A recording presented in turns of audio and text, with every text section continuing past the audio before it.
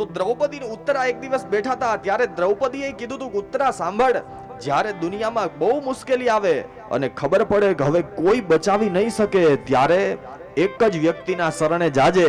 જ્યારે કોઈ ન બચાવી શકે, જ્યારે જગતથી હારી જાવ ને, ત્યારે જગદીશના શરણે વહી જાજે. કારણ દ્રૌપદીને તો પોતાનો અનુભવ હતો. હસ્તિનાપુરની સભામાં જ્યારે અપમાન થતું હતું, ત્યારે ધૃતરાષ્ટ્ર, દ્રોણાચાર્ય, કૃપાચાર્ય, વિદુરજી બધાય હતા. દ્રૌપદી કહે, સાંભળ ઉત્તરા, મને મારા વડીલો ઉપર ભરોસો હતો, પણ એ બચાવી ન શક્યા.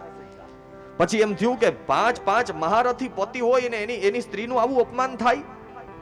પણ ત્યારે તો મારા પતિઓની પાસે ગઈ તો એ દાસ બનીને બેઠા હતા. પછી એવું થયું, કઈ વાંધો નહીં, હું એ ક્ષત્રિયની દીકરી છું, મારી રીતે પોતાની રક્ષા કરી લઈશ. પણ જ્યારે દુશાસનની સામે મારી શક્તિ કઈ કામ નહોતી લાગી, ત્યારે 2 હાથ વાળાનો ભરોસો છોડીને હું 1000 હાથ વાળાના શરણે વહી ગઈ હતી.